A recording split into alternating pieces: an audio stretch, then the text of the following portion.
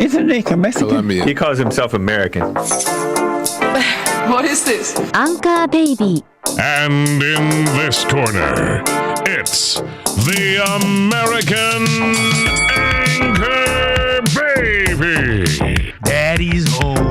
That's an offensive term. People find that hurtful. You mean it's not politically correct? Excuse me. I'll use the word anchor baby. You know, he's an anchor baby in Canada. Tell him we still rolling with Trump, too. Anchor baby, the whole thing sounds horrific. You're just making it sound like immigrants are these horrific, greedy people. Ustedes pueden aceptar mi negocio o aceptar las consecuencias. Plata o plomo. So you would be considered white, in my opinion. You the blackest one in this room. I think so. Hearts and minds. Hearts and minds this. And what happened was his mama got pregnant on the other side of the border. And then a few hours before, just before it was time for him to pop out, she jumped across the border and let him fall on American soil. So he became the anchor baby. They don't call him the anchor baby for nothing. Amazing. We like this anchor baby.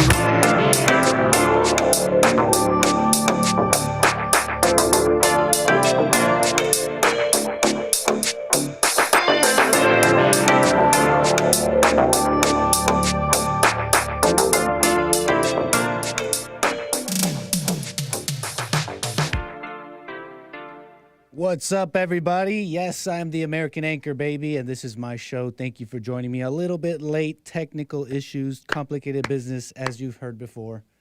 Seems like my show's always rife with them. At least it feels like that. Feels like they're coming after me. These technical problems. Why me, God? But anyways, I'm also referring to Friday. You may have missed me Friday. I was trying to do a little Nick Stream action. Had some cool stuff for you guys. Still coming, so make sure you follow me and subscribe to me here on this YouTube channel. And follow me on Twitter for more stuff. We're going to get these tech issues figured out because we got things to do. And it's going to be awesome. So again, thank you, everybody coming in on your way in. Give me that like. Give me that like on the stream as we get it going here. Again, we're going to get into a couple things, okay? Everyone's talking about Tucker Carlson, and there's something I want to say about it. What I've learned, what I've gathered. I want to comment on that and a couple things related to that story as well. So we're going to get into all that as well as your calls. 888-775-3773. You can call me, and we'll get it going, okay? So thank you. And like I said, you probably already heard about this. Tucker out. Tucker's out. Fox News. Fox News is on the TV right here. They're just business as usual, even though they lost, the most viewed, I heard, most viewed primetime, most viewed like cable, maybe just for news, but cable news show of all time. Very popular, very successful. And so Tucker's out. Tucker and Tucker Carlson and Fox News part ways. And so that's what's going on right now. Fox News said Monday it's parting ways with firebrand anchor. This is from NBC. Tucker Carlson, the network's most popular primetime host, leading voice in the modern conservative movement, known for his conspiratorial rhetoric and culture warrior provocations, is what NBC News says. And this comes days after this settlement with the Dominion voting systems, okay? Dominion voting systems. They create voting systems, okay? And they started this defamation trial, which was called the largest defamation trial, something like that, in U.S. history, against Fox for the hosts, they name a couple of hosts, I think like around 20 hosts on the network who peddled in conspiratorial theories and ultimately what they call defamation of the company and its election, what they allege was election meddling, these hosts. And it's crazy, too, because anybody who watched Tucker on Friday, there was no indication that he would be leaving. There was no indication. He said, we'll be back on Monday. We'll be back on Monday, he said at the end of the episode. And there really hasn't been a statement thus far as to why No statement from Tucker, etc. But that's been the news this morning. Carlson faced fierce criticism last year when extremism experts drew a connection between his on-air statements and the Great Replacement, white nationalist views espoused by a gunman. You know, it's kind of interesting, too, as a side note. There was that video that went viral of Tucker saying, if soon there'll be a white guy saying he represents white people, and he criticized that notion, saying no one speaks for me. Right away, people went after, they, I guess you could say, turned on him or whatever. He's anti-white, or he's against us. He's not our guy. Tucker Carlson is not our guy. But I mean, that's how the media sees Carlson, as a great replacement guy. So he's got to be more on it than you think, right? And I've seen him report on that too. I mean, he blatantly says it too. In fact, I have a little picky for you. He blatantly. It might be time to start to reassess the terms we use. Jumped the gun there. My apologies. This is what I wanted to show you. You know, Tucker Carlson, the great replacement is an electoral strategy, he says. And I've talked about this before, that Democrats are open about changing demographics for political gain, okay? So he's more of that should at least assuage anything like that. He's kind of more on it than you think. But so he's out. And even this article, I didn't know too much about this guy, Bill O'Reilly. I'm sure you've heard of him. I didn't really grow up with Bill O'Reilly, and a lot of the people talked about. But I heard this recently from a friend. And also it was paralleled here in this very article on Bill O'Reilly and how he was booted from Fox. And it was around this, it was centered around this. It was something to do with like, he got Me Too'd, something like that. He got Me Too'd, basically. And they're drawing parallels to that. But anyways, like I was saying, this comes after this Fox News settlement with Dominion, okay? $787 million. Averting this defamation trial that was going to drag Fox through the courts for weeks, probably bringing different hosts to the stand to testify, etc. So they avoided all that. They settled. And that's just an interesting thing in and of itself. Because you got people on this network bringing up everything from, suggestions of election meddling to maybe even evidence pointing towards it. But they're calling this groundbreaking settlement a win for democracy. Here in the CNN, they're calling it the groundbreaking settlement represents vindication and accountability for our democracy to endure for another 250 years, this Dominion lawyer said. Our democracy to endure another 250 years and hopefully much longer. Our democracy, isn't this a Canadian company, first of all, as I continue on tangents?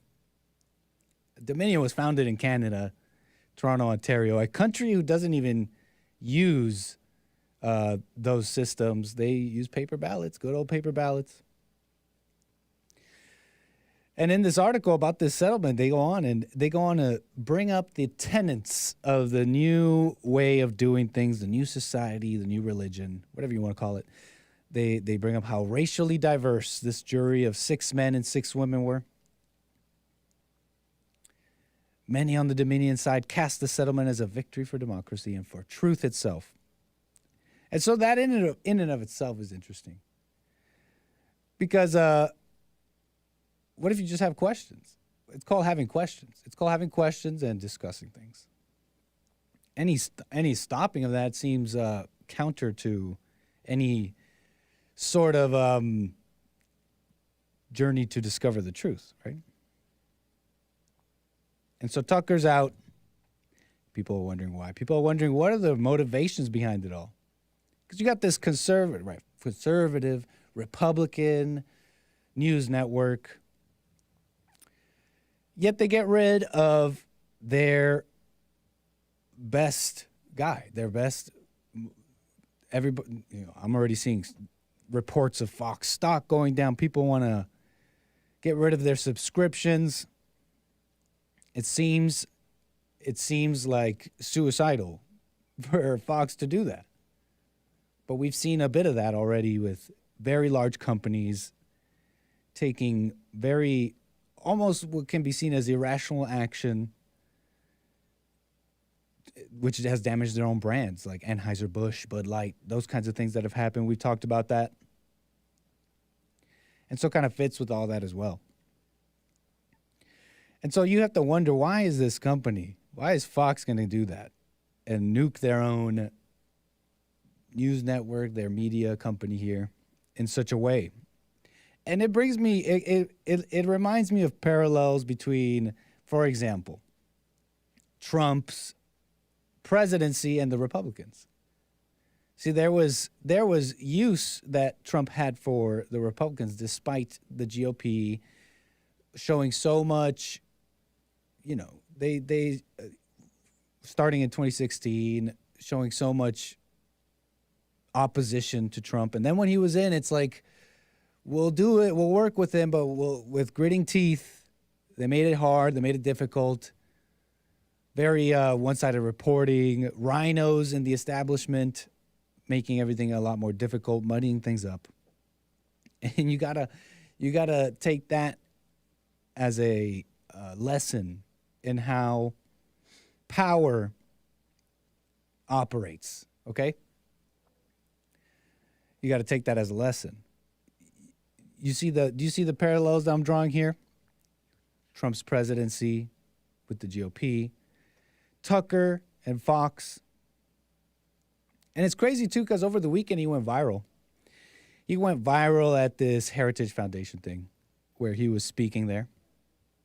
And if you don't know what the Heritage Foundation is, it's just a think tank, okay? Washington, D.C. based think tank. These think tanks, they get together, they put money together, put on speeches, and really to try and figure out public policy and with different motivations, right? And the Heritage Foundation's motivation is, well, they're conservative. And they influence policymaking, etc. These think tanks. And so Tucker went viral over the weekend, this clip that's going around. And I'll show it to you in a moment here. And he describes the situation in America in a very apt way. He brings to light, in very concise words, explains the spiritual battle before us. And he describes the folly in the mindset, the current political mindset that exists today when discussing many topics. When having debates about transgenderism or abortion, it used to be about, let the best argument win, meritocracy. But now we've given legitimacy to arguments that are not rooted in anything about finding the truth. And so this clip went viral over the weekend. And he's talking at this Heritage Foundation. And the mindset that Tucker's talking about is really emblematic of Fox, the current conservative establishment, and things like that. And really the people, us as a people, as public, the public and Christians in general, conservatives, if you're not, the folly in our mindset. We have a losing mindset. Okay? And it's funny, too, that he's speaking at the Heritage Foundation, because the Heritage Foundation itself has had ideological concerns, if you will. And I remember reporting on this on the JLP show when I was Jesse's producer, about how they had a change in leadership, which, concerned many. Around 2021, I believe, the Heritage Foundation had K. Cole James as their president. and you may remember who I'm talking about here. This woman here became the president. At the same time, she was calling George Floyd's death a senseless killing. She's promoting women in elections and pretty much everything, sounding much like a Democrat, really. Speaking at the Heritage Foundation, a premier conservative think tank. So that it's also kind of interesting as a side note with what's happening with companies, Fox, and all those things. Very interesting to me. Maybe you find this interesting as well. You can't call in. So let me play you this little clip of Tucker. I loved it. It's nice. You gotta like it when people talk nice things, right? Some might say, hey, it's a low bar of strength, and it really is when we see leadership, the conservative movement, etc., as it is in the mainstream, seems always lacking true strength. And if they say anything like, hey, like anything halfway good, anything halfway conservative, we get excited. We're like, yeah, that's a strong guy. He said no transgenders in school bathrooms till third grade. That's based. Something like that. That kind of vibe. But yeah, but it's a nice clip, and let me just play it, and we're gonna get into this further. Watch this. It might be time to start to reassess the terms we use to describe what we're watching. So when I started at Heritage, the presumption was, and this is a very Anglo-American assumption, that the debates we're having are kind of rational debates about the way to get to mutually agreed upon outcomes. So we're going to argue about tax rates, and I think higher tax gets us there. I'm like Keynesian, and you disagree, you're an Austrian, or whatever. But the objective is the same. And so we write our papers, and they write their papers, and may the best papers win. I don't think that's what we're watching now at all. I don't think we're watching a debate over how to get to the best outcome. I'm just saying this as an observer of what's going on. There is no way to assess, say, the transgenderist movement with that mindset. Policy papers don't account for it at all. If you have people who are saying, I have an idea, let's castrate the next generation, let's sexually mutilate children. I'm sorry, that's not a political debate. What? It has nothing to do with politics. What's the outcome we're desiring here? An androgynous population? Is that really what are we arguing for that? I don't think anyone could defend that as a positive outcome. But the weight of the government and a lot of corporate interests are behind that. Well, what is that? Well, it's irrational. If you say, well, I think abortion is always bad. Well, I think sometimes it's necessary. That's a debate I'm familiar with. But if you're telling me that abortion is a positive good, what are you saying? Well, you're arguing for child sacrifice. But when the Treasury Secretary stands up and says, you know what you can do to help the economy get an abortion? Well, that's like an Aztec principle, actually. There's not a society in history that didn't practice human sacrifice. Not one. I checked. Even the Scandinavians, I'm ashamed to say. It wasn't just the Mesoamericans, it was everybody. Well, what's the point of child sacrifice? Well, there's no policy goal entwined with that. No, that's a theological phenomenon. And that's kind of the point I'm making. None of this makes sense in conventional political terms.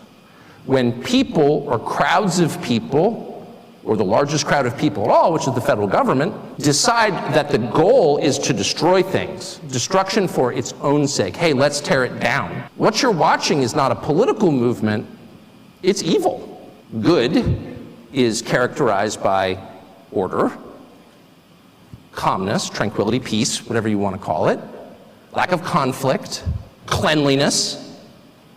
Cleanliness is next to godliness. It's true, it is. And evil is characterized by their opposites: violence, hate, disorder, division, disorganization, and filth. So if you are all in on the things that produce the latter basket of outcomes, what you're really advocating for is evil. That's just true. I'm not calling for a religious war, far from it. I'm merely calling for an acknowledgement of what we're watching, which is not what, and I'm certainly not backing the Republican Party. I mean, ugh. I'm not making a partisan point at all. I'm just noting what's super obvious. Like those of us who are in our mid-50s are caught in the past in the way that we think about this. One side's like, no, I've got this idea, and we've got this idea, and let's have a debate about our ideas. They don't want a debate. Those ideas won't produce outcomes that any rational person would want under any circumstances. Those are manifestations of some larger force acting upon us. It's just so obvious. And I think two things. One, we should say that and stop engaging in these totally fraudulent debates where we are using the terms that we used in 1991 when I started at Heritage, as if maybe, I could just win the debate if I marshaled more facts. I've tried that, doesn't work. And two, maybe we should all take just like 10 minutes a day to say a prayer about it. I'm serious. Like, why not? A little prayer, just a little bit of prayer. But listen, that's why they got rid of him. That's why they got rid of him, because Tucker Carlson understands that, he said he's not calling for a religious war, but sorry, buddy, it's been going on. But anyways, look, he understands that it's the halfway mindset that many have in a lot of these topics is not going to cut it. It is ultimately unsuccessful and a failure, and it ultimately acquiescing to evil. What I'm talking about here is you got to understand that our enemies, if I can say that vaguely, don't care if you say halfway right things sometimes.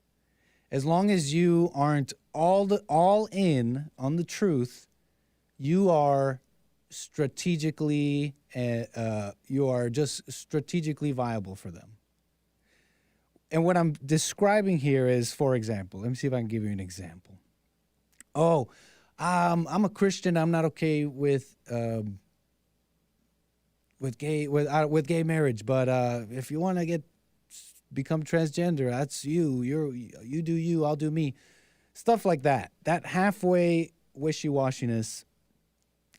Even though you say strong things about, the economy or something like that, evil understands that ultimately you are compromised because you're not all in with the truth. You're not all in.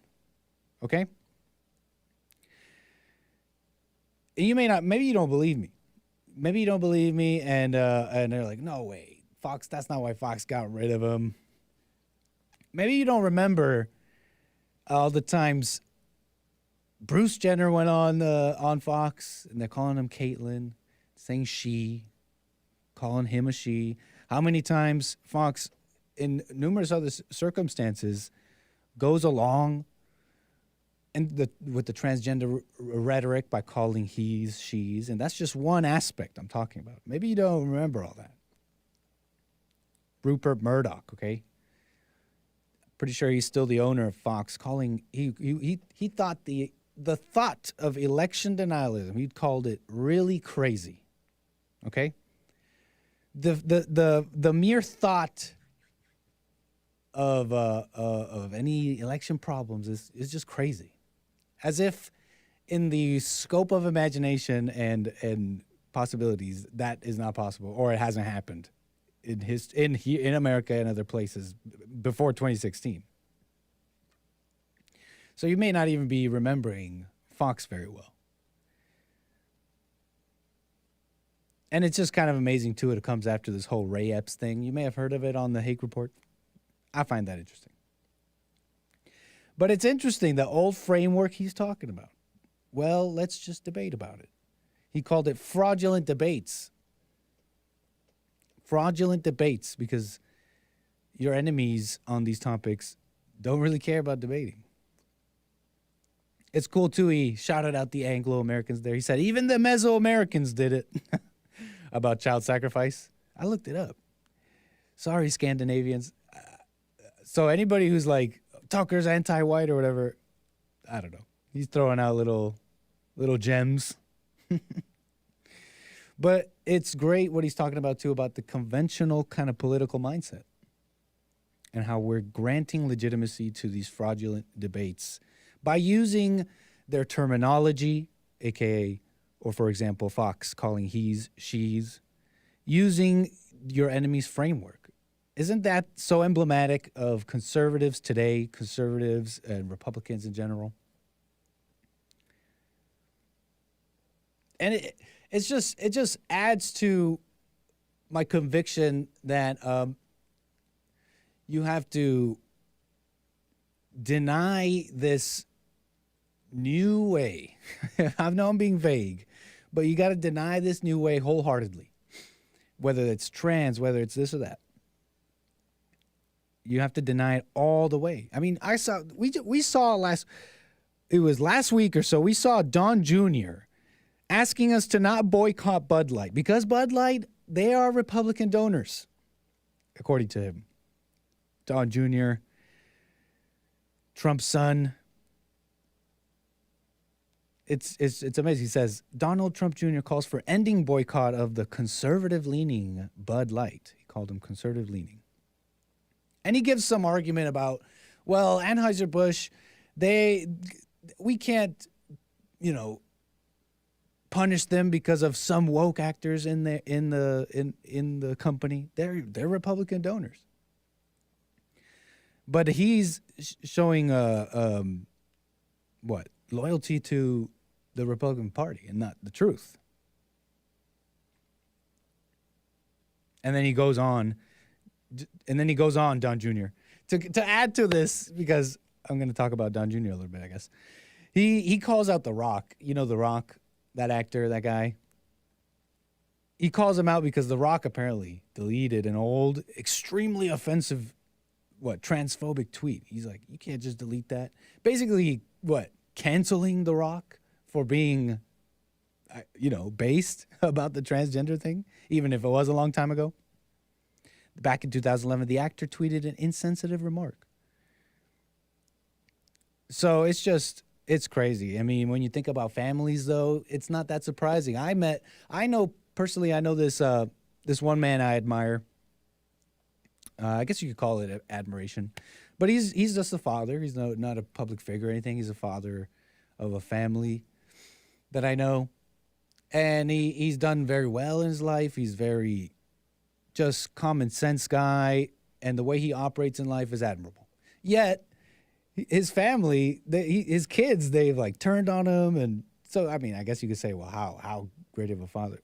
You can have your criticisms, but I think that's a very common thing. You can have a great man, but his family, his sons or his family is not like him. They turn on them. It shows the rift in the families that we have today in this country. And Trump's family is the same way.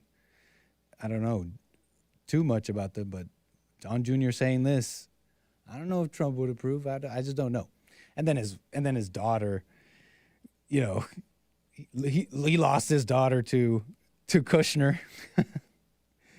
So it happens in families, but back to this thing. He's saying don't boycott Bud Light. Crazy. But back to what I'm talking about here. And what Tucker Carlson mentioned too about people who are all in with this notion of destroy, okay? Of tearing it down. It reminds me honestly a little bit about blacks and reparations. I remember seeing videos and an argument where they yell out there in the street saying, we don't have to abide by the social contract because we were mistreated. So the social contract rules don't apply to us. Or if we don't get justice, tear it down. and really a lot of excitement behind that destruction.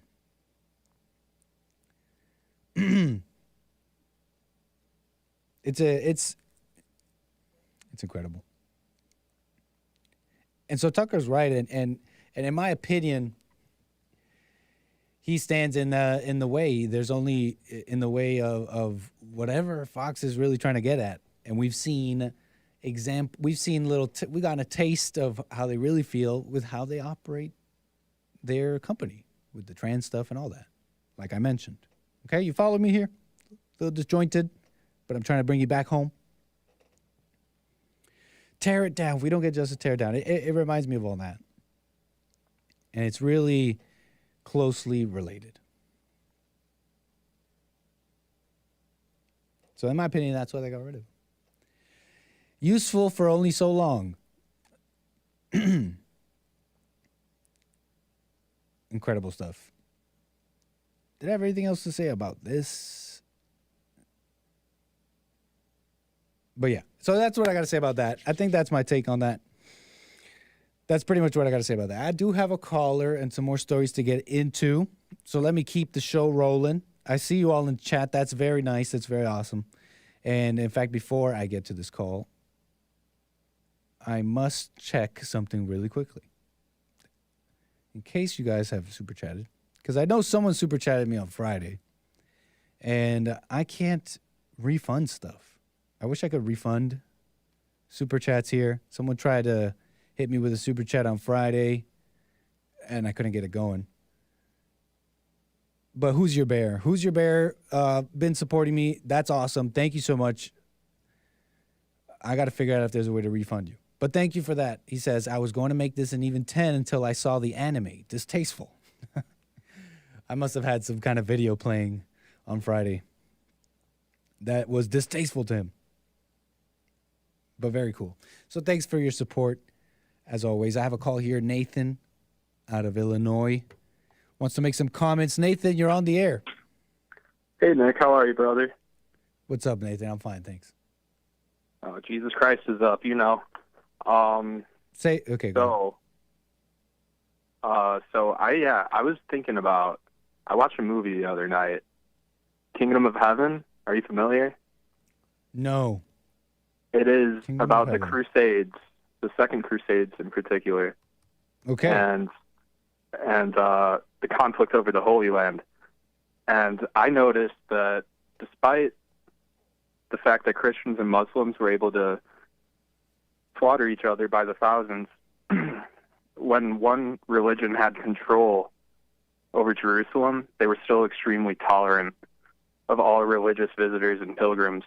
So I just find it kind of contradictory how today Jews are in Israel and they are not very tolerant of Christians and Muslims. Oh, yeah. I've heard a little bit about this. In fact, I heard a little bit about this from Sean, Jesse's producer. You're talking about Israel's treatment of Christians? Yes, and Muslims. Mm-hmm. And then I kind of looked into it a bit, and it seems like seems totally true. Yeah, dude. Like I was reading something on Oons. Could easily be labeled as anti-Semitic, but you know, I hold no animosity or anger towards them, but it's just an observation, and it seems to be true.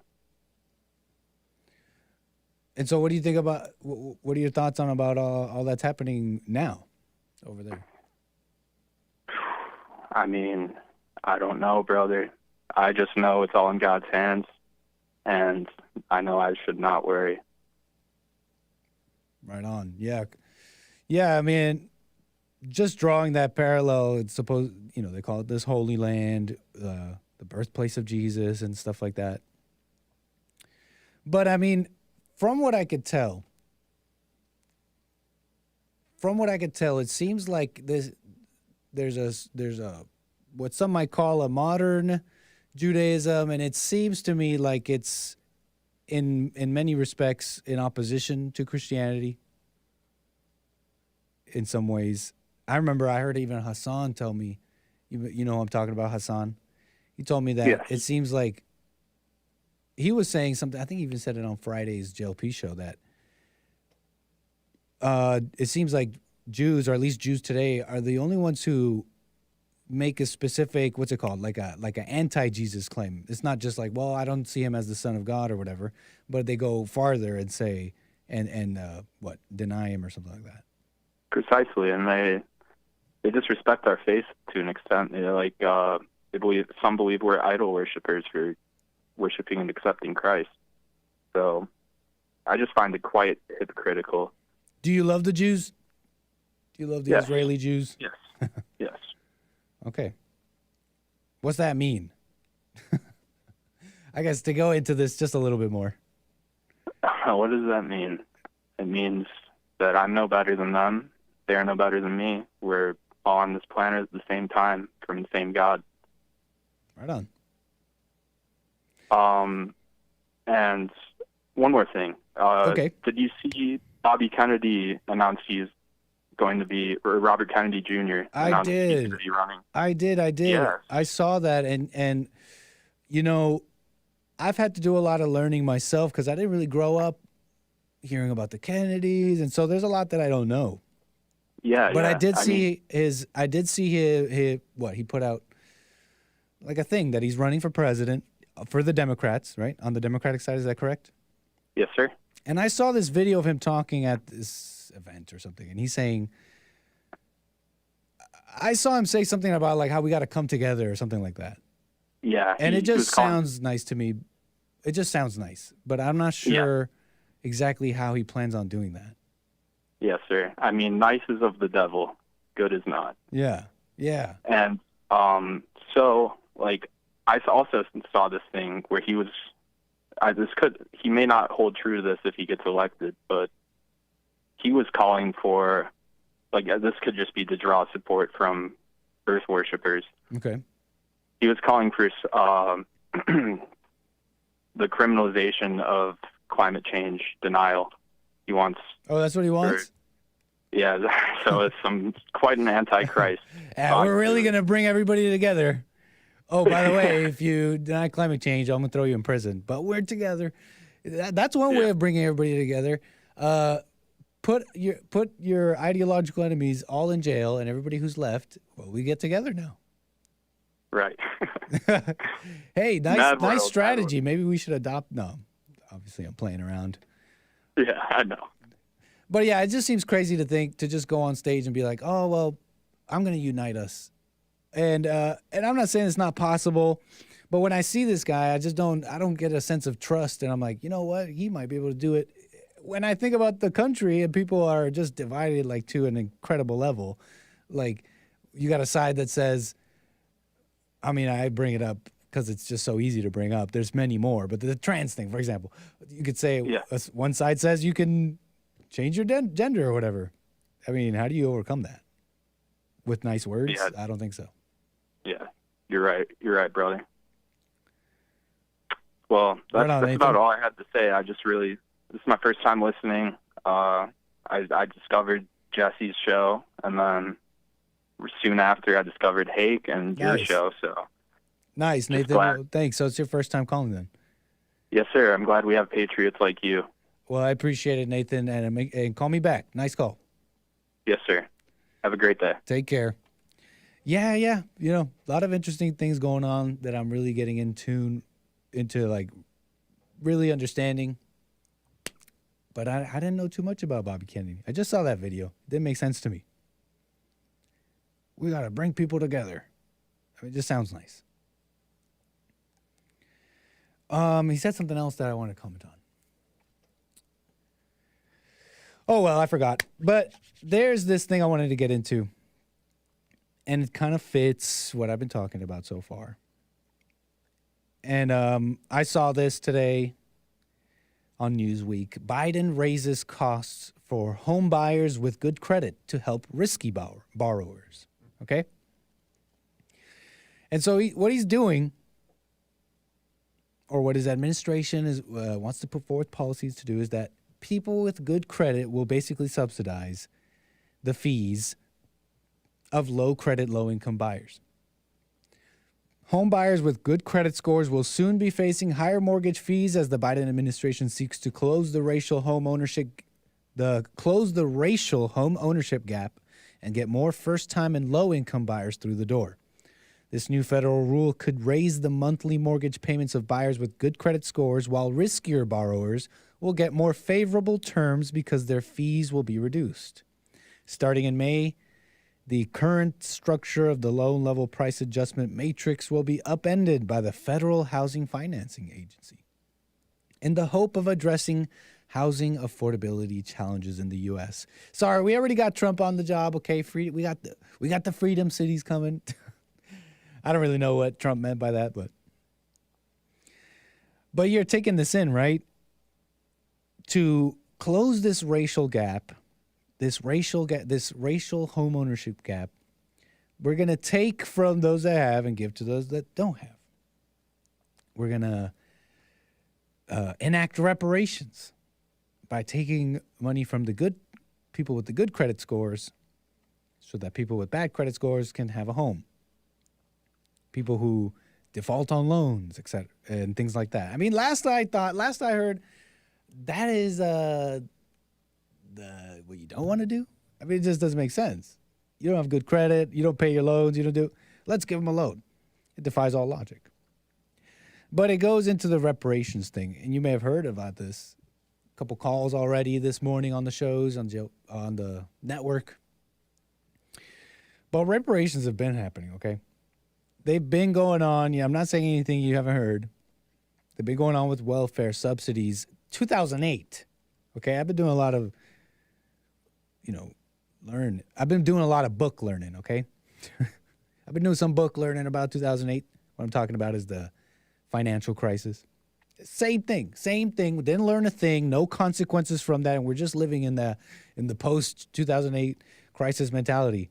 Or should I say the pre-2008 crisis mentality, just trying to keep it going for some reason. Keep it going till the wheels fall off. And they're falling off. And this coincides with something I was talking about last week. Anheuser-Busch, the company behind Bud Light, and how companies meet these quotas, diversity quotas, etc., created by groups like the Human Rights Campaign, and they follow these quotas so to maintain their bottom line, for example. And that's really just on the surface, because as I spoke about last week, these companies, what they're really doing is they are trying to get favorable deals with these regulatory agencies of the government, because it's these regulatory agencies that are in their way to make acquisitions. Okay, that's how these companies get so big. That's how Anheuser-Busch grew to owning 50% of all the beer and distribution or whatever in this country. That's how many companies get big, the acquisitions. Buying stock of another company, and until you take over operations, usually amicably. Usually these companies agree to this, but it's to take over the operations of the company, etc. So last week I described how these companies, what they're doing is they're just playing ball with regulatory agencies. And this has happened before, okay? I want to talk about Washington Mutual. Okay, there was this, I'm drawing a parallel between this mortgage crisis of 2008 and what Biden's trying to do now, raising the cost of these home buyers with good credit. Because there was a bank called Washington Mutual, okay? And they put out this ad which was emblematic of the philosophy of the company, in my opinion, and what many companies were doing at the time. And you got this black guy, and he's doing this, and he's all young, and he's hip, and he's like, and then he has a room full of old, stuffy white guys, and he's saying, here at Washington Mutual, blah, blah, blah. And we'll watch the clip in a second here, kind of paraphrasing. Well, here at Washington Mutual, we're not going to do what these stuffy old white guys say, okay? Anything they say, we're going to do the opposite. Showing that progressive attitude in the banking world, of all places. Amazing. In fact, let me run you that clip right now.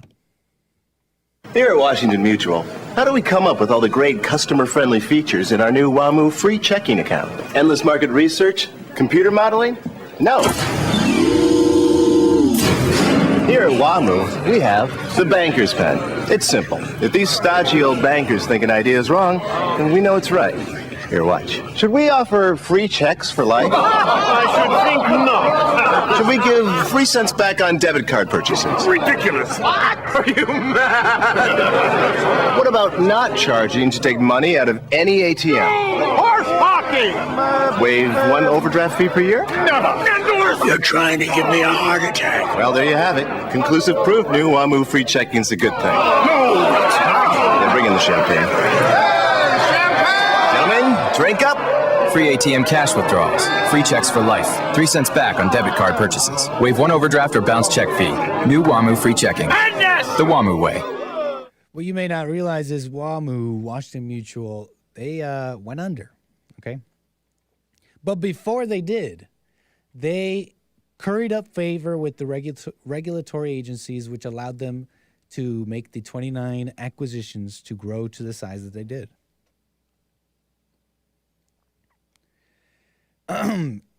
And so this has been this is like a reported on thing, okay? In 2001, they basically bought out, they put like a, what was it called? A CRA pledge. My apologies as I looked this up. Not Canada Revenue Agency, man. But they put it, it's like a racial criteria thing, basically. I wish I could give you the what the acronym means. CRA mortgages. Community Reinvestment Act, okay? That's what it is. Requiring the Federal Reserve and federal banking regulators to encourage financial institutions to help meet the credit needs of the communities in which they do business, including low and moderate income neighborhoods, okay? Meaning what's been going on even now till today. What Biden is doing now with the good credit mortgage, good credit home buyers, okay? So this bank, Washington Mutual, they put forth $120 billion. This was back then, okay? $120 billion in a CRA pledge, okay?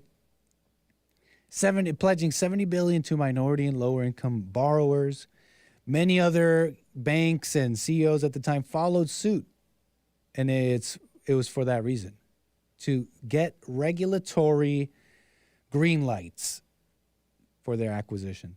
And the companies that didn't, the proof of this is that the companies that didn't, the banks that didn't at the time, they didn't get that, they got their acquisitions held up by the regulators, okay?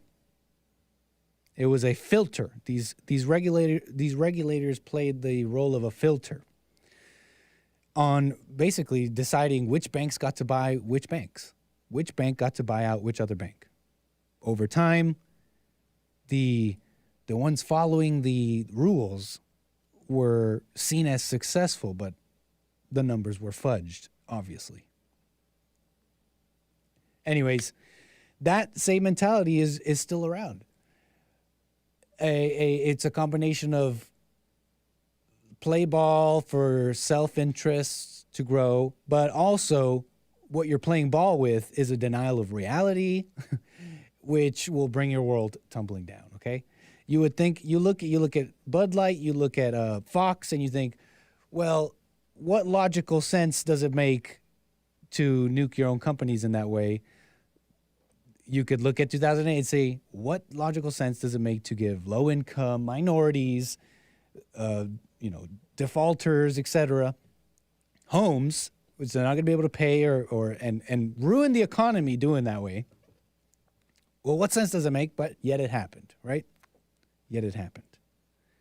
And it's and just more history that I'm learning about here. Stuff that many of you probably already know and probably even lived through. But here I am kind of like really taking it in since I wasn't around back then or didn't take it in back then. It's just funny to think about how this was also around the time, I mean, the whole 2008 thing, that was a GOP Republican thing in my opinion. Because it was Bush, George W. Bush, who pushed the finance industry, okay? This was October 2002 at a White House conference on increasing minority home ownership, okay?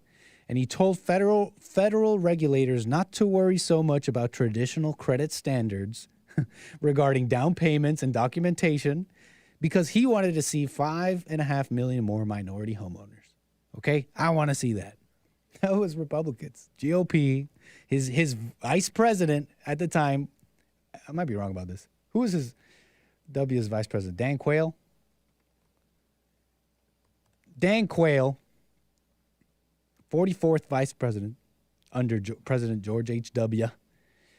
He's the guy that said diversity is our strength. And the establishment has been repeating that ever since. In fact, I did this Google earlier, but let me see if Google has been listening to me. If Siri and Google has been listening to me, is now going to change up. Do I sound like a total conspiracy theorist? They're going to change up the results now that they've been listening to my show. But I'm going to Google diversity, great financial crisis. And right away, the first article from Forbes, 4 reasons to prioritize DEI, which is diversity, equity, and inclusion during a recession. We need to prioritize that. Don't let recession affect your DEI efforts. Okay, I just Googled this. New study reveals that diversity and inclusion may be the key to beating the next recession. It's like over and over again. The house of cards fell a couple of times already for these things. But hey, you know what we were missing back then? You know what was missing? More diversity. We just didn't have enough diversity, guys. Amazing. Yeah, so that's what I've been thinking about today. A little bit over the weekend. It's kind of what I've been into. It's wild. It's wild, and I got to point it out because that's what I do, right? I get to do that. You guys give me the opportunity to do that, to sit here and, I guess, complain. But hopefully you saw what I'm seeing here, okay? I got Clay from Indiana. Thank you for your call. Go ahead. You're on the air. Oh, hey, Nick. How's it going, man? What's up, Clay? I'm fine. Thank you. I didn't expect you to get to me so fast, but I appreciate it, man. No problem. I wanted to continue the call a little bit the other day on 420. I just remember who you were, Clay. Yeah. Oh, good. I remember your call for sure. You were talking about, I can't quite remember, but it was some, I want to say out there stuff, but I can't even remember what you were saying. But I know it had to do with, what was it? Give us and the viewers a reminder a little bit what you brought up. Oh, yeah, a little wrap up. Well, basically, I was trying to talk about the most, a little bit more esoteric, a little bit more out there stuff than I would call in with Hake or with Jesse. Okay. But I was proposing that that God's plan is actually huge. It's actually way bigger than any of us would have imagined or been able to conceive of, and it involves all of us, and it goes back into space, into our own solar system on pretty much multiple planets. We've had this experiment and this experience of life I'm proposing, and that I went on a little bit to describe that I believe that we have a lot of evidence that says that, like I said, this isn't my conclusion, but that says that there were a population of humans that lived on a planet that is now the Great Asteroid Belt. I remember now, yes. The asteroid belt, as we know it, is the remains of an old planet which harbored life, according to you. And not only that, but there's hints of that in the Bible, I believe. Okay, and so what are you calling in about today? I'm calling in about Mars, which I also hinted at having life as well as Venus. But I wanted to talk a little bit about everything. Did you just say there's life on Mars? Not now, currently. Not currently, but there has been. And why do you say that? I just wanted to throw I think I remember sort of talking to you about this, and I can't quite remember if you told me why you believed that there was life elsewhere. So go on, about Mars life. I've come across 3 things I'll go over here, just to keep it short, that just three quick things I can throw at you that I find convincing personally. I found all this spiritual and esoteric information that I get goes into Mars a little bit, but there have been other stories related to Mars, like, for instance, our own government paid for remote viewing to happen. A lot of people may have heard a little bit of a story about that, remote viewing, but anyway, apparently we essentially, remote viewing is paying these psychics, these weirdos, these weirdo people, these hippie types. The government literally paid them because we noticed that Russia. So the government is paying. Don't lose that point. You can come back to Russia, but you're saying the government is paying people to do remote viewing, and remote viewing is like a psychic thing. Yes, exactly. They give pretty much a point in history that they want to know about. So they propose that to one of these people. So they're putting money to just study this, or what? Well, they put in money, yes, to study it and to see if they could get some answers from it, because initially we noticed, this is like way back in the day, but I don't know exactly when, but we noticed that Russia spent like $60,000 on psychical research, and then the next year they spent like $300,000, and then the next year they spent $1 million, and after that we started really up our psychic research in here in America, in our own country, and a lot of that has been into things like remote viewing, which has yielded. Go ahead. Has yielded. Which is, I was going to say, has yielded about a little bit of information about Mars. And what's that? Well, they asked what was going on 1 million years ago on Mars, and they got an answer that there were people on Mars, that they had a very high-functioning technological society. They all had very tight-fitting clothes. It was very straight. They didn't go very into the description, but just to learn that there were people on Mars is enough of a revelation. But it's huge, and if true, that is. But like I said, there are a lot of hints in the Bible of this and of other planets in our solar system. I believe that that's lost on Christians today, people today, obviously. But we have a lot of scientific evidence or scientific photos of very scientific photos, laser LiDAR. If any of the viewers know that, that's pretty much ground penetrating radar, ground penetrating laser imagery. Okay. And we have taken much of this on Mars has been taken. There's a lot on Mars underground. They have glass. Well, we call them glass worms. They look like glass worms on the scan, but they're really tunnels underground, and they are connected. They're connecting gigantic underground cities on Mars. And it's crazy to believe, but we have images of all this. You're saying we have images of underground cities, or just caves that people have speculated could have been underground cities? Well, it's hard to deny once you look at them, because it's like a grid. It's that you could see the buildings and the grid structure. It's very strange.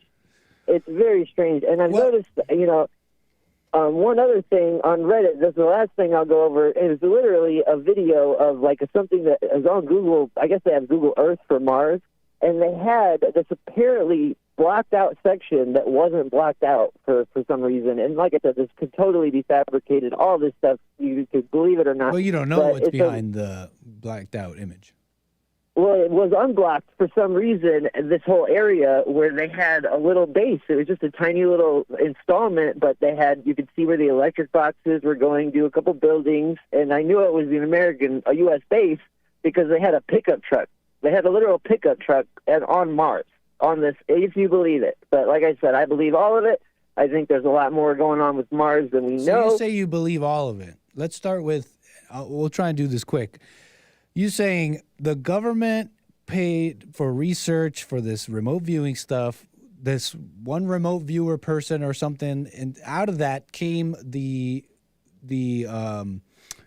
theory or the claim that through this psychic means they were able to see that there were people on Mars, a civilization on Mars. So you heard that and you believe it. Well, not only that, like I said, Nick, those are just the three things I want to throw out for your listeners. Those are things that are easy enough to research if anybody had interest. But you believe what I just described? What? What do you mean? That this remote viewing thing with the government, they paid for this remote viewing thing, and out of it came the claim that there was a civilization on Mars because they saw it psychically in their head or something like that. You heard that and you believe it. Well, not just that, but like I said, I have another. I have another story I wanted to throw, just a short of what I believe based off of the other research that I've done, which I won't go into because it's just. Well, I'm a little lost already. I want to just take it one thing at a time. Okay, so we'll put that away. Because I believe it, but it's only because I've done this extra research and I've gotten this other story as to the history of Mars and what really happened and why. And you're saying the Bible points to life on other planets? Oh yeah, all over the place. In Isaiah, I don't know exactly where in other sections, because a lot of these references are of very cryptic things like a golden winged serpent, which could be a very honest depiction of a meteor at the time. They might not know what they were looking at. All those kind of things. That really was the fallout of one of these, of the planet that is now the asteroid belt, I believe. So like I said, I have But I feel like you're just making assumptions on things that may possibly be that, but could also very easily be a lot of other things. Oh, yeah. You're totally right. But you say about you that. totally believe it. The only reason I believe why it. not stay in, I'm not sure. This is interesting. Well, I'll look into it, but I'm not. It seems like. You have a wait and see. I mean, you might have heard that before. Don't you think that's pretty good advice? Oh, yeah. Well, it is. It totally is. The only reason I am gone fully because you may into not realize believing it- the U.S. government, they spend a lot. They spend money. Look, it's like a, what's it called? It's like a throw it at the wall and see what sticks kind of mentality sometimes with these funding research thingies, okay? And just because they had people doing this remote viewing stuff doesn't mean they had, you know what I mean? Doesn't mean they had like actual psychics seeing real visions of Mars society. Oh, I mean, exactly. Wouldn't you think and I understand that you brought up the physical, geographical structures of Mars as possible evidence of a civilization, but I haven't seen that, and so I can't comment on that. But besides that, the fact that there is not a shred of evidence otherwise, that doesn't I mean, those are make just you three consider things what you're saying. Those are the three things I would call evidence to throw out there, but I believe it because But what you there's mentioned an entire... were things that were maybe true, and I don't know if you can call that evidence. Well, those are all things that anybody can look you speculated into it or whatever. No, I'm not speculating, but like I said, if there's any speculation, it's believing the next bit. I want to just shortly go over the psychical research, all the other stuff, let's say the channeling that I've gotten, similar information about Mars that pretty much backs up everything that we're seeing on the laser imagery and the remote viewing question, the weird esoteric science that a lot of people aren't even willing to believe, and that's fine. But the idea is basically, you know the Vulcans from Star Trek? Okay. So they're bred for war. The Martians were like this. They were bred for war. They're a very warlike, macho race, and they were just, not I have to supposed stop be you doing there, this. man, because like I have to wonder if you're either trolling because how I'm not trolling. How did you? Okay, thank you. How did you now you're making now you're saying that the Mars the society of Martians, they were like warlike people like the Vulcans, it sounds like fantasy. Well, how is it not fantasy? Help me understand. Because I want to understand you. You would not believe real life is crazier than fiction. It's crazier than fantasy. These kind of things aren't esoteric sci-fi, really. I mean, it's not that hard to believe. And like I wanted to also I'll let you finish what you were saying then, real quick. Just a little bit. The Martian people were cloning. That's the impression we're able to get from the site. They were doing something when it comes to cloning they weren't supposed to be. They weren't supposed to do anymore. And God would ordinarily, this whole, like on our planet, after we hit the 2012 marker, we had a certain amount of time, 25,000 years, give or take, to work out all of this, to work out our darkness. But the Martians had a similar time, and their time was coming to an end. They had to literally construct their two moons are both metal, Phobos. Right, but how do you and know Demios. that? I want you to get to how you know that. Well, this is a story that I'm getting from the psychical research. The two moons were So the reason you constructed know in that a is time- because some psychic said it. Well, it's not just some psychic, but it's an entire group of them, honestly. But yes, it is. And this psychical group research. of people did what? Just had They go visions into- about it? They go into And that's trance why and you they believe it? Get information that is they get so much information. It's unbelievable amount of information that all checks out with itself. It all lines up. Even with the stories in the Bible, it seems to line up universally, and Seems things to like line Jesus. But anyway, I want to stick to just basically the Martian. I honestly, Martian Clay, I don't moon- mean this out of like. I don't have any problem with you. I actually enjoy your call, but I can't sit here and you give me like a story of like how this society and how they had to destroy or create these moons, talking about this Mars society as if it were fact that they had to do these things with the moons or whatever. Because They had some to make people in a them. room had some psychic conference or something like that. And I just, if you For look me, at a what's picture more of interesting Phobos, is how you came to believe that so easily. if you look at a picture of Phobos, you can tell that it's meta. You can see that it's something's going on. And you can look at a picture of it, and all the blue is obviously some type of metal. There's dust covering most of it. But if those moons weren't constructed by the Martian people, we wouldn't see Mars today. It would have been broken apart. It would have been disintegrated by the orbital drift or the shakeup or whatever from the fallout of that other planet that is now the asteroid belt. And they actually had to leave. Like I said, Mars is abandoned. There's no people on Mars now, but there were a long, long time ago. And they came. I will throw something out to end the call. I would have thrown something really crazy at you if I could to end it. All right. They came Lay to it on Earth. us. We've gone down. They came to Earth. Lay it on us.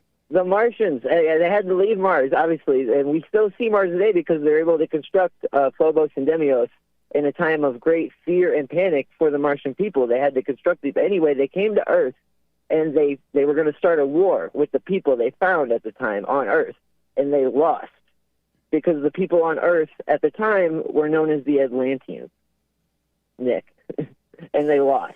Because the Atlanteans are just that bad. They're just that serious. Man. They're just men of God. They can do great things, Nick. You're all like the master of love, Jesus, I would say. That's my best guess when it comes. And like I said, we're only guessing at this point, but there's a lot of data on this stuff, man. And it's not only. But you haven't talked about the data. That's what I'm saying. And when I ask you to talk about the data, you bring up these people who had some kind of psychic, I don't know, pot conference. No. I will admit they seem to be more hippies. Like you, and they seem to be old hippies to me. I just cannot sit here and have like a serious conversation about that. But I could give you the organization. It's called LL Research. They're very credible. They're very serious, and they're very. There's an staggering amount of information that's come through people just like this. And I might have to do a little homework, Clay. Man, do it. And also look up Edgar Casey. I would say look up Edgar. He's from the past. He's not somebody walking around today. Okay. That's where I get a lot of this stuff is because the things he was doing back then. Well, be careful what you hear, man. They're doing now. But yeah, you're right, man. You're right. I could be wrong about all of it, but I'm a person. Well, it's just like just be careful what you believe is really the only thing, because it's not even about the content. It's the manner with which the manner on how you're handling data that's interesting to me, and garnering the response I'm giving you, because it's not really the content. It's just the fact that you're not. I don't know how much you're paying attention to yourself, because it seems like you're just believing something because someone said it. Well, it doesn't sound like data. You know what I mean? Like it just. I don't care at this point whether people think I'm crazy or not, as you may guess. But I will say the amount of pushback I get from Christians on the space stuff in particular is massive. And I usually don't. Have you ever heard of the firmament? Well, yeah. I don't even know what that means. I don't know, man. Like I said, what it means. I'm just kind of playing. I believe a lot of things, and if one person in 1,000 is able to hear this and get some type of, they also are out there, or they get some type of confirmation from it, or, there's a lot of things, like I said, I would call in a Jesse or Hank and talk about other things. I want to hit you with the really crazy stuff because, like I said, it's all true. It's all a part of God's plan. Call me on a Nick stream one day. Maybe we could discuss it at length. I spent, I think, too much time on this, but Clay, I did enjoy your call. Call me again. I appreciate that. Do you do the silent prayer, man?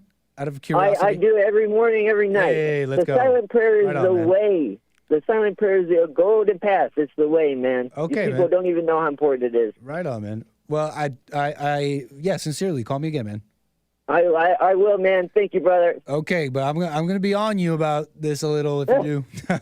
Appreciate your call. Oh, Clay. man, that's fine. I got more for you. Don't worry.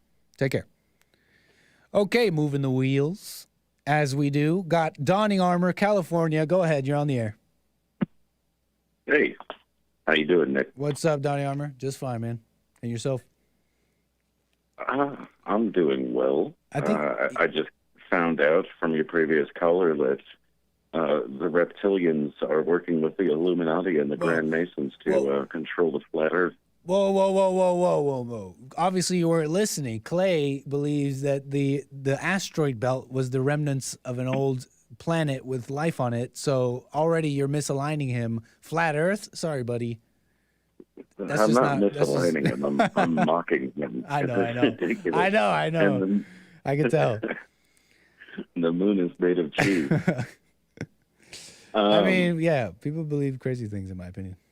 I don't really bother with such people, but I understand it's entertaining. But I have a question for you, a serious question. Okay, hit me. You're familiar with Nick Fuentes, right? The kid that, I call him a kid. He's not a kid, he's a young man. Jesse streams a show on cozy.tv on his platform. So. Does he really? Yeah, Jesse's got a channel on Cozy, man. Fuentes is a young smart guy, as far as I know. Makes sense to me. I have no idea what Cozy is. He built his own platform, like a YouTube, if you will. Okay, all right. Well, he oftentimes talks about Catholicism and how that's going to save Western kind from what appears to be its demise. So you, I understand, I don't believe are Catholic. No, I wouldn't call myself that. You don't call yourself Catholic? No, I wouldn't call myself that. I don't even know what's the requirement or whatever, but I just wouldn't describe myself like that. I didn't grow up like that. I didn't grow up doing that. I did go to Catholic school a little bit later in life, so I understand it. But anyways, you're saying that Fuentes says like it's going to save the West, Catholicism will. Yeah. And I was just using that as an example. But I don't want to miss what you said. You said even though it's the West's demise, you're saying that Fuentes is saying that Catholicism will save us, but you're saying it was our demise?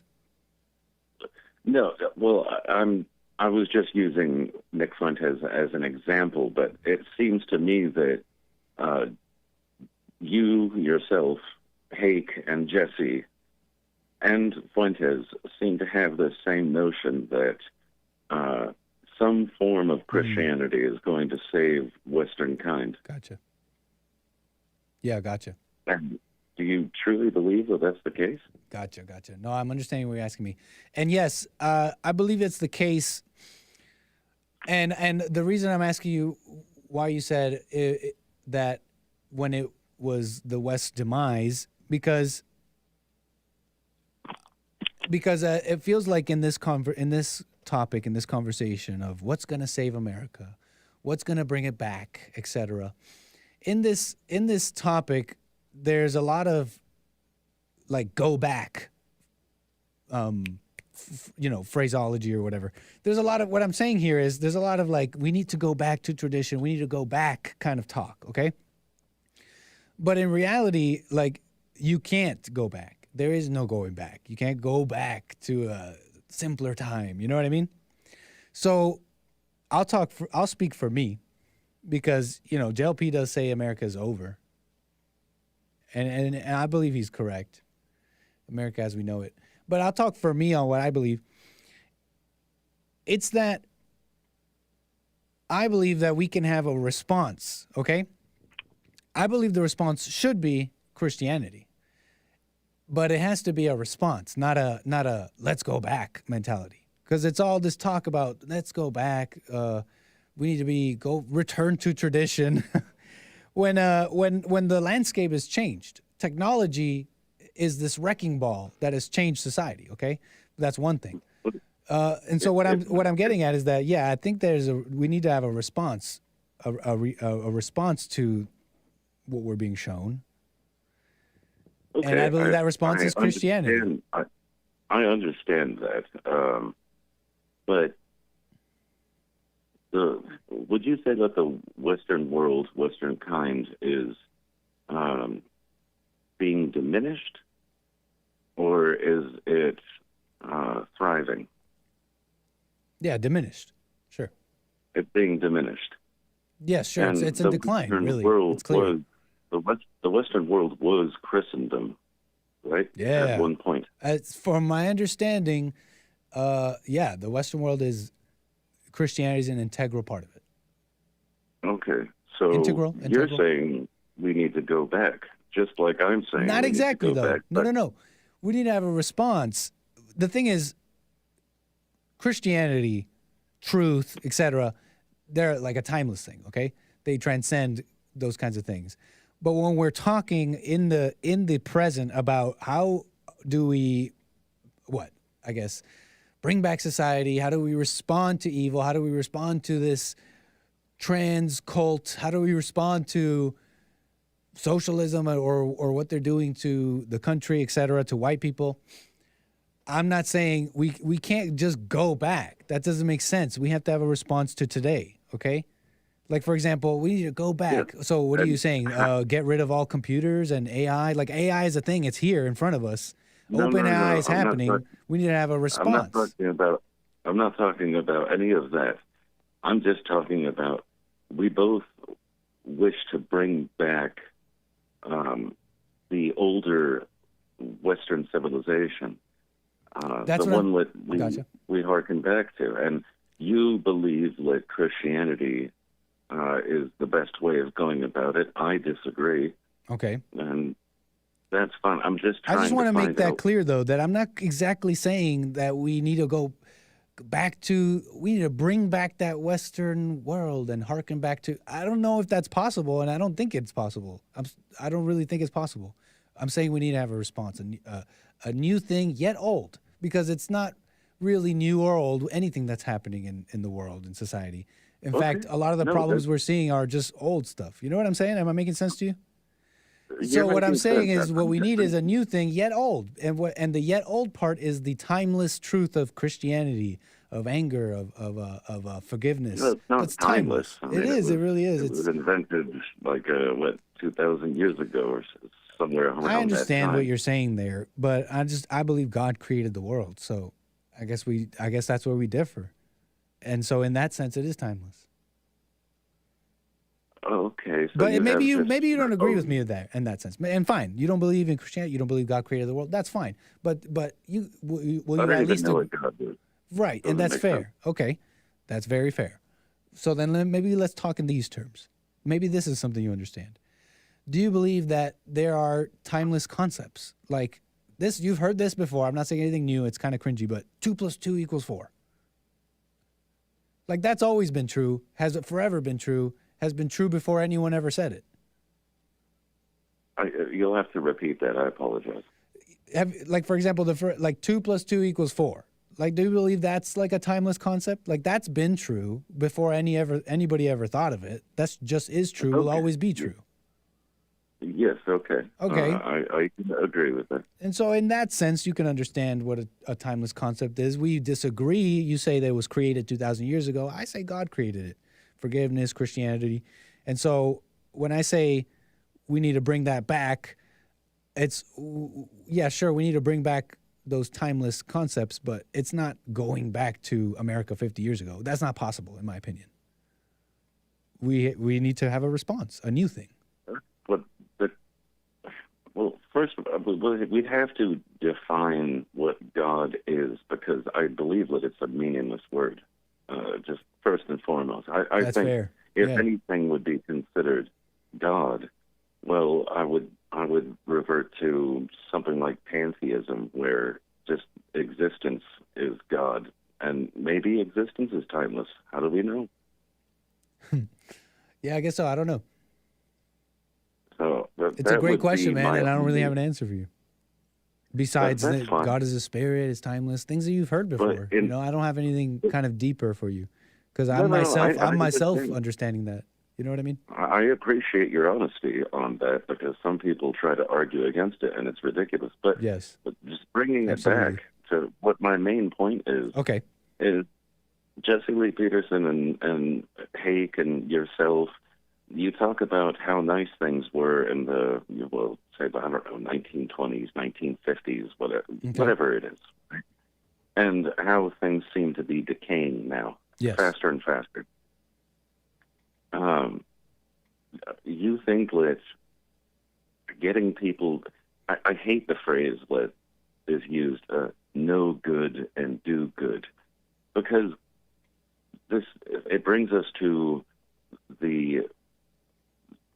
inevitably it brings us to this notion that there is objective truth, and everybody shares this objective truth, but they don't, do they? Different people have different values. I understand. Okay, then how about this? can't you say, let's talk about, okay, initially what you're bringing up, Christianity, JLP, our response, I guess. Can't you agree with the simple truth, whether you believe in God or not and all that? Can't you just see the simple wisdom of don't hate? And if a society was built on that, wouldn't that already be leagues ahead with what we got now? Like, just think about that simple wisdom. I can think about that. And yes, I would love if nobody hated anybody, but that's not reality. Fair enough. So, it's not reality, and you're going to have people that hate and all that. But imagine a society with at least that ideal, at least pretending to, or at least aiming for that ideal, or at least pretending to have it. You know what I mean? Wouldn't that already be better? Okay, but let me say, what is and more the 1950s likely? weren't that great, from what I can tell. Like there was some greatness, but anyways, go on.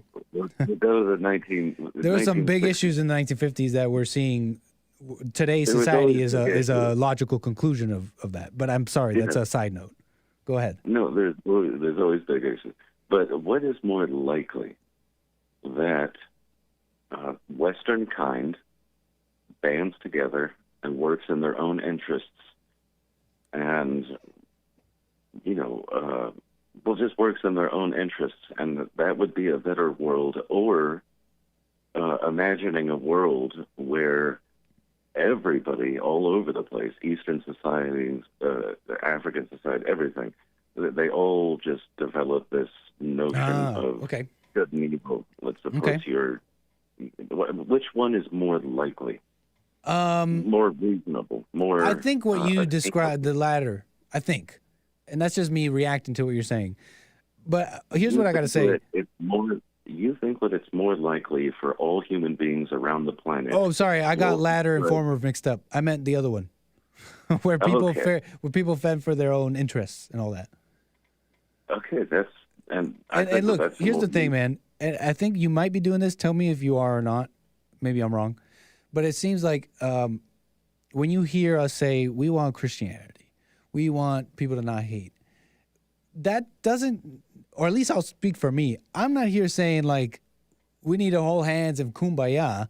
Like, you can defeat your enemies politically and still call for Christianity and to not hate. You know what I'm saying? Like, we could shove Trump into the presidency, and then, I don't know, have him become a dictator. You know what I'm saying? And then rule, and our side wins for decades, and still call for people not resent, and build a society on that. Do you know what I'm saying? Like, they're kind of like different things. I guess the crux of what I'm saying here is simply that you may be assuming, like, certain actions that I would wish to be taken, or assuming, how I think things would play out when you hear me say we need to respond to the world with Christianity. I don't think you exactly know what I think should happen, and you might be assuming. Is really kind of the point I'm saying here. if I was clear enough for you to understand me. It's definitely a possibility that I am assuming, or I'm just misunderstanding you, to be honest with you. Because I don't think just holding hands, kumbaya, say, hey, don't hate, and just have the borders open, and have everybody just, hey, don't worry, they'll just not hate. That's just, it defies all logic. Essentially, what I'm arguing for is just the fact that we realize that humanity is tribalistic in nature, and that we should embrace it rather than fight it, rather than try to get everyone to be peaceful or to be loving or to, as Jesse Lee Peterson says, do good and know good, which it's an empty, meaningless statement. And it's not reality. Okay. It's not going to happen. But this is actually really good. I have a response to you, because this is what you're describing. You're saying, oh, just be good, or the simple wisdom of love and don't hate. You're saying that's so like silly and fantastical. We need to just fend for our own interests. The races should separate. But here's what you're missing, man. And I don't exactly disagree. But what you're missing is, and we saw an example of this already with Tucker, okay? Tucker went on and he was just honest, and he said, when this white guy comes up and says he speaks for me, I'm gonna be like, heck no. And right away, white guys who were like pro-white or whatever, they turned on him and they're like, this guy's not our guy, da-da-da. What do you think that is, Donnie Armour? That is called a lack of love. You can be the white person all you want. You could be like, I got my side and we're going to fend for our interests. But if you don't have love, you don't have anything. You will turn on each other. You will have issues, et cetera, et cetera, et cetera. Okay? And I'm not saying that we need to wait until everybody has love before the races separate. Not at all. Maybe we just got to do that for the sake of everyone. But I'm not even arguing for racial separation. I'm arguing for in-group preference. But you hear my point about love? You're calling it like this little thing, like it's this, like it's just unrealistic. When you want the races separated or whatever. When we saw white guys turn on Tucker because they had no love. I don't really watch the news. I'm not interested in Tucker. He's, he can have Tucker's his opinion. and Tucker's like out there stomping for, like, really putting out the truth about what's happening to whites. He's really he's really doing good work on that. And I'm not saying you, but these white guys, they're like, oh, this is not our guy. No love. From what I've heard of Tucker, no, he's not. He doesn't think like me. And just because he may or may not be white, I don't know what he is.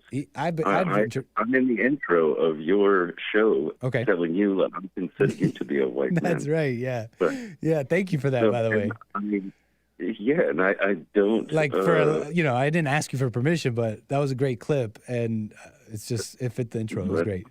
Oh, good. I do consider you to be white, but I don't necessarily agree with you on everything. What I'm arguing for is in-group preference rather than what I think you are arguing for, which is kind of a can't we all get along based on Christian values mentality. I don't agree with that. No, I don't think I don't believe we can but I don't think that either. That's just defies logic, that we're all just going to get along. No, it's like these companies. We're never going to get along, so we may as well form groups and embrace tribalism. But I'm not saying yes or no to that point you're saying. I'm saying that if you don't have love, you can have any tribe or group you want, but they'll turn on each other like they turned on Tucker and totally be blind to the fact that Tucker is probably done way more good for whites than any of the white guys that turned on him. Just completely missing the point. Then I could flip it around and say if you don't have hatred, anger, then you're just going to be run over. And that's where we disagree. I honestly think that is a big mistake, man. That's how we see any of these white groups or whatever get tricked into doing things that'll make whites look bad and further the agenda of the enemy, like January 6th and getting too excited and going in, or other things, man, like some of these young guys out there probably, I don't know if any of these mass shooters were like right-wing white guys or anything. But you're understanding me what the point I'm making here is? That you're calling for anger, and I think that's a big mistake. I understand what you're saying, but no. If love is a good human emotion, hatred is also and that's what I'm sorry to cut you off. I understood. I heard what you said, though. You said then hate must also be a good human emotion, but then that just shows your complete misunderstanding of love. It's not an emotion, and it's not equal in that way. Love is also not this weak kumbaya thing. Love is strong. Love is only about the truth. Love is the right attitude at the right situation at the right time. That's another aspect of love. You in my opinion, I think you're misunderstanding what love is, man. And it's a little, and it's also folly to call for anger. It's in fact the very thing that your enemy wants you to be, is angry. Oh, there's times where anger is completely, in my opinion, necessary. It's just another aspect to humanity, and I embrace that as well. Sometimes I am angry. Do I like to be angry? Well, rarely, but on occasion, yes, I do. I understand that. Do I hate? Yes, I do. Do I love? Absolutely. I have all of these emotions. That's what it is to be human. We shouldn't I think that's their fundamental disagreement, man. I think it's a real misunderstanding of love, man, and it really is true. In this case, Christianity's right, man. You don't love all, you don't love anyone. So I know you say you love, I know you say you think you know what love is or have love, but if you have any hate, you just don't. You don't love. Say that again. That's a Christian concept. And that's fair, and you may not believe that, but now you may understand a little bit better on how I see love and where we differ. Because I don't use the word love the way you're using it in this conversation at all. Okay, well, sleep on it. Yeah, big time. I really appreciate your call, Donnie Armour. Sincerely. Have a good one. Call me again. Okay. Very interesting, y'all. Okay, that's been an awesome show. I got to let you guys go. We got some office stuff to do. We got to do things. Okay, I got to get back to work. We got a meeting. We got big things coming. Bond Network going up. Thank you so much for joining me here. I am the American Anchor, baby. This was my show. Man, this is fun. It's an absolute pleasure. Sorry, Art. Couldn't get to you. Call me again, Art. Moving the wheels on this show, y'all. Thanks again, and peace.